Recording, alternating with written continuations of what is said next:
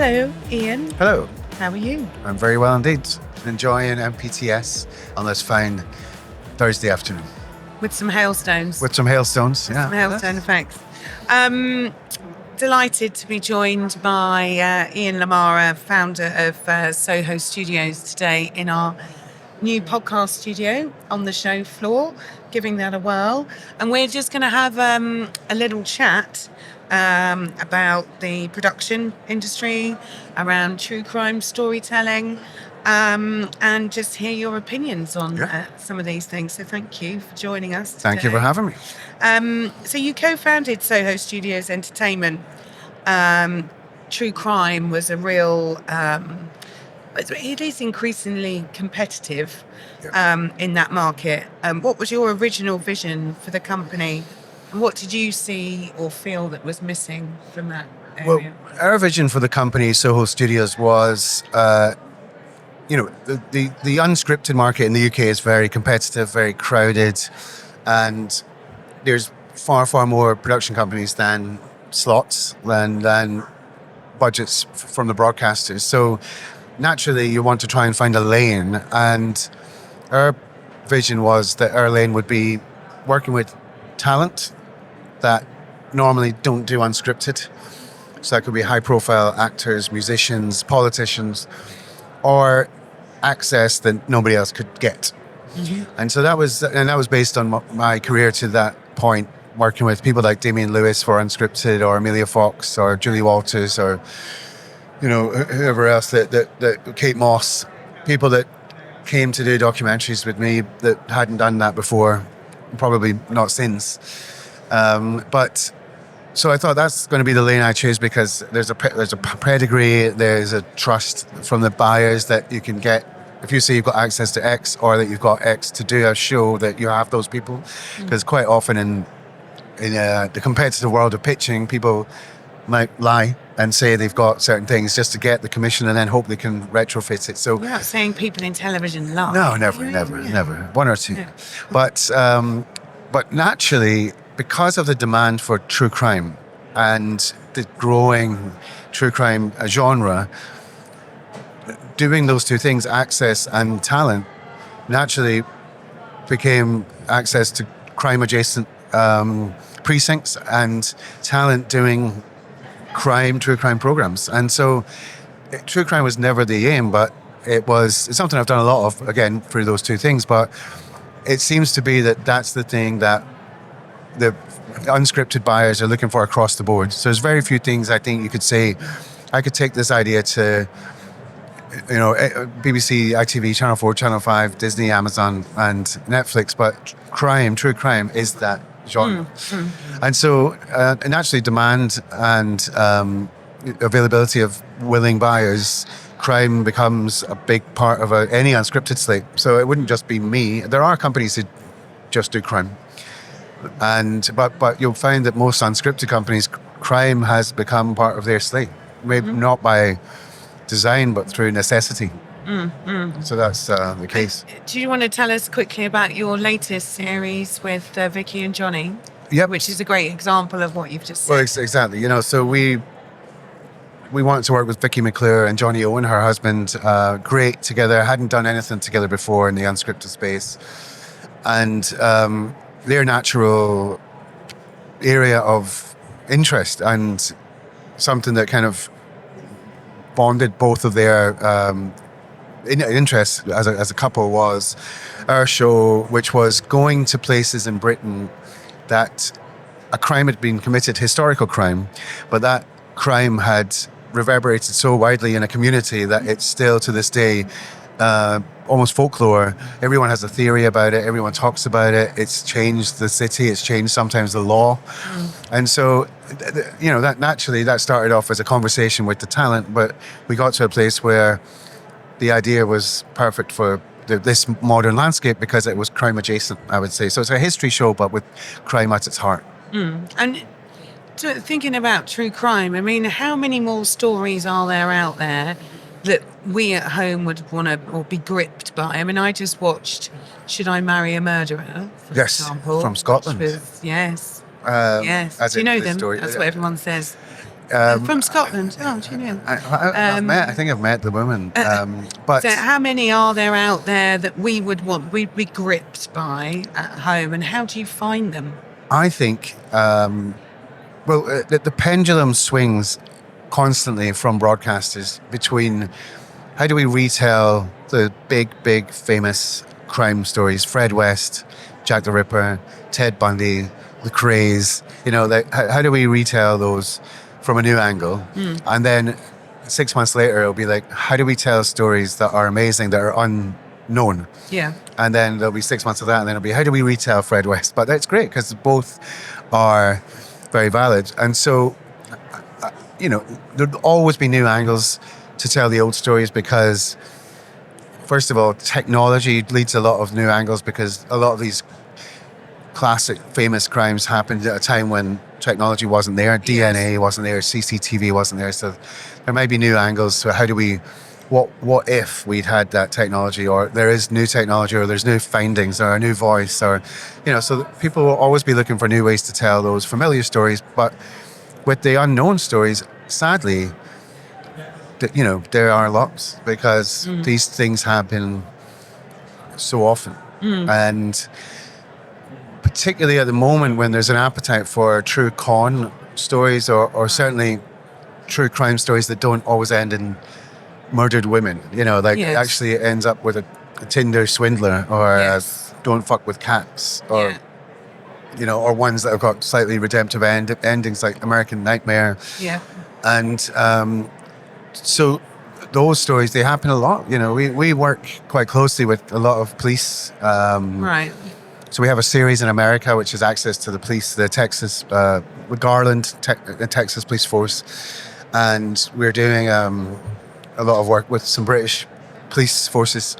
And whilst those things are follow docs, you do hear what is going on. And the frequency of awful things happening is that's sadly quite high. And you just...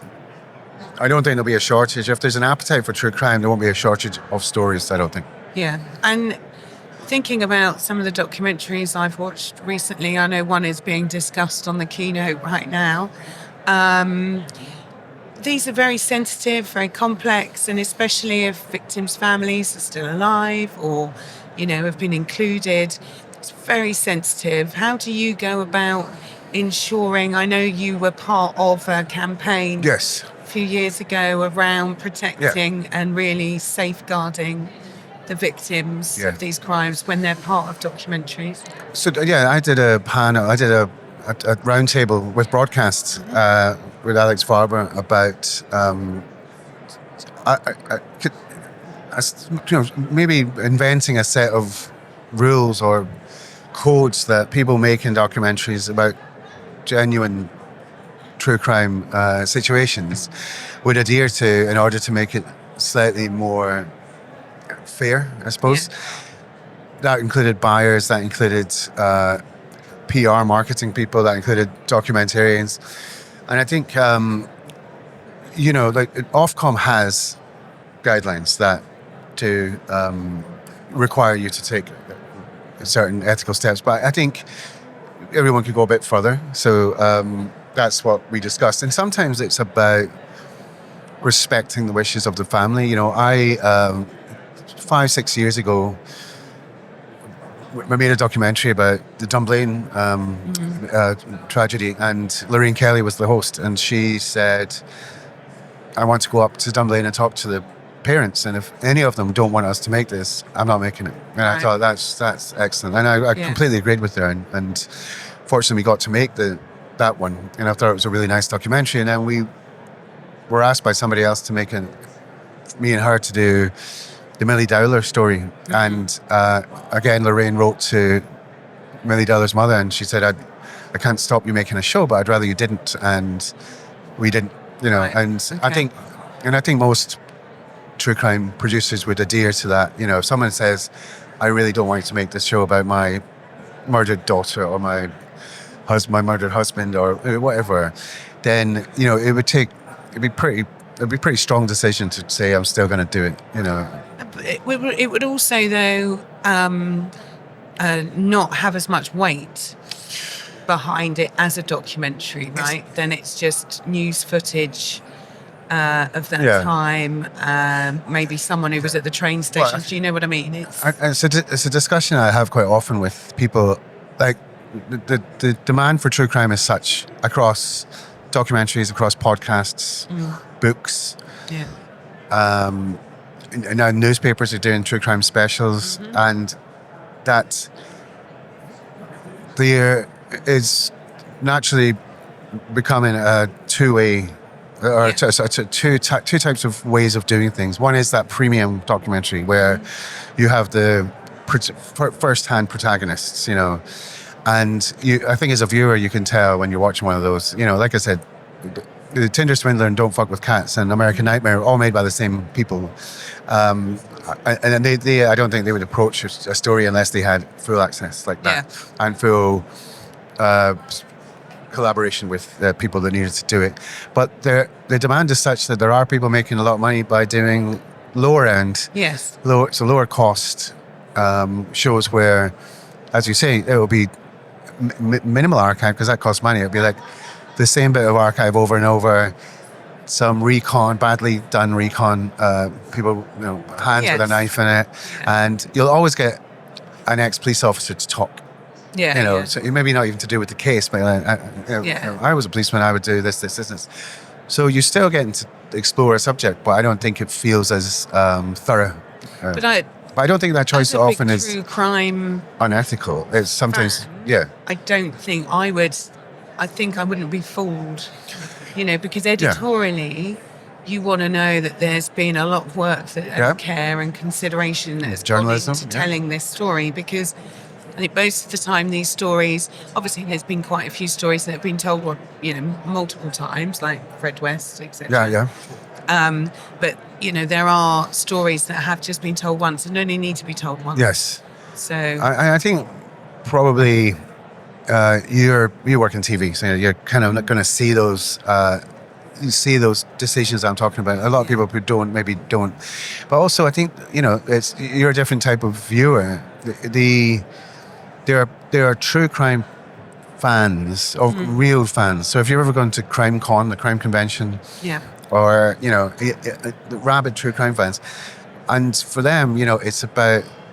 They don't want to turn over and watch Wife Swap. They want to watch more crime. And I think they will probably be able to watch something that doesn't feel as weighty or journalistic, but is still discussing a crime that they may or may not know about. So the lower end shows, whilst they don't have the protagonists, are still discussing a crime. And I think if you're into that, then you will watch it. And that's clearly true because there's thousands of hours produced a year. And podcasts. God knows how many hours, because crime is such a big part of the podcast world. I just judged the True Crime Awards podcasts category, right? And there's so many out there, and they're good. And so I think if you've got an audience like the True Crime audience, that is a loyal audience. It's desperate for more. It always wants to know more. It always wants to kind of feel like it's discussing stories. Yeah, and so. It's one of the few genres where there's unscripted genres where there's a loyal, targeted genre audience. Yeah. You couldn't say that about many other parts of unscripted. No. And how do you find your stories then? Do people come to you, or how do you research to find something that will make a great documentary? I think when you've been doing it for a long time, sadly I have, it's about the. You're a journalist at broadcast will have a nose for a story. You kind of get a nose for an idea that might A, be an incredible story to tell, B, you get a feeling for whether the protagonist would be up for talking or would be available to talk to. And you talk to the networks a lot and you hear what they want and don't want. So it's quite, sometimes we get approached, sometimes it will be through maybe contacts I've got in other media, journalists or police, maybe. But if you're kind of always on a lookout, you'll find them. And 9 out of 10 just don't stack up. The people don't want to talk, or there's not enough twists and turns. That's the new buzz phrase from the commissioners: twists and turns, handbrake turns. Do you have to spend a lot of time researching, talking to people about a project, about potential projects, and then 9 times out of 10, yeah, I mean that is. I'm probably making those odds slightly better. Like most development slates, on true crime or otherwise, you're talking about 60% never see the light of day, maybe more. So we're kind of used to it, and and the thing is, when you get one, I mean, if you get a Tinder swindler and that kind of budget and that kind of success, then the other 9, it's a loss. And sometimes the channel will pay for that development period. Yeah. And so you're both going into it thinking like this is something here. Let's see if there is, and it might end up that it's not as weighty as you need it to be, but that's all part of it, exploring a story and seeing if it's bulletproof. And what do you think audiences at home want as, true crime fans? Do they want justice? Do they want, a happy ending? Do they want escapism? It's a good point. I think audiences, true crime fans, I guess there's 2 audiences. There's the true crime aficionados and there's the casual true crime viewer. And what I think, I think as I said before, there's those diehard true crime fans who will come to true crime to be in a world of discussing true crime. And I think that's different from the more casual true crime fans. If you get those as well, you've got a bigger hit. Yeah. And so what I think makes those big hits is access. Mm-hmm. Hearing from the horse's mouth, when you've actually got a victim on screen in a documentary about them, it's amazing. The victims' families, and the incredible ones, you get the perpetrator also. The brilliant Mindhouse documentary called Tell Them You Love Me on Sky Docs, where they had the victim and the perpetrator. And it was like, okay, yeah, I'm all in. Yeah. So I think access, justice is absolutely, whether they know they want it or not, if a story ends with the person getting caught, I guess that's very satisfactory. But then again, there's a massive market for speculation over unsolved murders. So Jack the Ripper will forever be an industry with people claiming they know who it is, or, it's the most famous unsolved murder in the world. I mean, someone like Jack the Ripper, how many more shows, analysis, forever. Documentaries can be? Forever, because someone's going to say, I know who it was. Every 4 or 5 years, somebody pops up, like a historian or an ex-policeman or something, or found a file, or they'll find ways, because it's an industry, it's a business. There's Jack the Ripper walking tours, Jack the Ripper T-shirts. People come to London to see where he went. So it's an industry. So then again, but justice is good, but then unsolved murders do provide that speculation. I think that learning more about crime is a huge thing.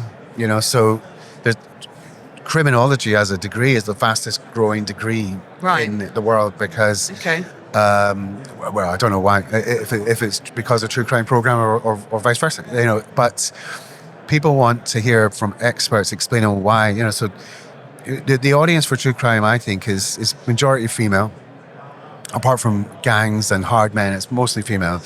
And it's a female audience who want forensic detail of why, so if someone did kill 3 women, don't just glorify or sensationalize that. Tell me why and how and what happened to the person. How did the police catch him, and what are the, that I think is hugely interesting. Drama Mindhunter. Yes. About, which is coming back, which I'm really excited about, because I think outside of telling the story, it's the psychology behind the person that has killed. Absolutely. That is also a great documentary. Yeah, of course.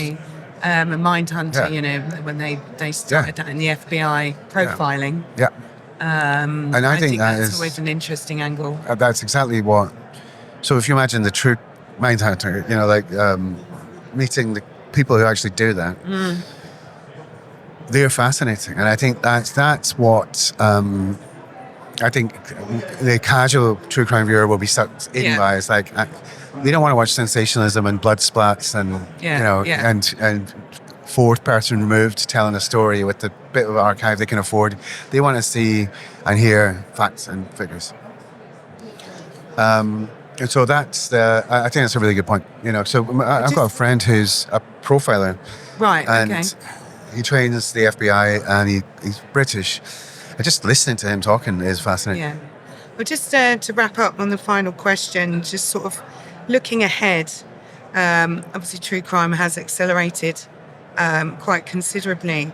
But what do you think is going to be the next evolution of true crime around audience habits, streaming platforms? We talked about how people are, the podcast news. I know Jamie East was talking about his true crime podcast Yes. for DMG yesterday. And sort of new technologies shaping the way stories are told, which could even be, new technologies in police. Yeah, absolutely. Well, technology drives everything. It drives absolutely everything. So, in terms of true crime content, I think my opinion is there's not going to be a downturn. So what's there now will still be there in 2-3 years. I think what will happen is true crime will seep into other genres. So it wouldn't surprise me if you have a true crime talk show on television. So where you have Graham Norton, you might actually have a criminologist like David Wilson and 3 guests, and he's talking to them about a crime that happened that week. That wouldn't surprise me. It wouldn't surprise me if technology led to a sort of interactive true crime game. So gamifying true crime with how would you spot the clues, or how would you solve this? And so I think the status quo will remain in terms of what we have now, but it will seep into other genres. Yeah. I think, and like it has with drama. I mean, like the true crime drama world is huge, and so things like Hugh Edwards. I think you had the thing like yesterday or this morning. Yeah. That's a true crime drama, there's so many. David Tennant played. I can't remember who he played. Des. Yes. But Maxine was big for Channel 5. That world is going to be. So it's already been infiltrated, but now I think we're going to have games, and you're going to have chat shows, and pretty much any other genre you can think of, you can add true crime to that. Amazing. Well, I think anyone that what was the name of Vicky and Johnny's show? Oh, that was Britain's Murder Map on Sky History, streaming. What was it? The box set is streaming right now on Sky History. So it's a brilliant series. Everyone should go and watch that. Well, thank you, Ian, for joining us. Thank you for having me. Talking about this genre today. And that concludes the MPTS podcast studio for this year. We'll be back next year, and we will see you then.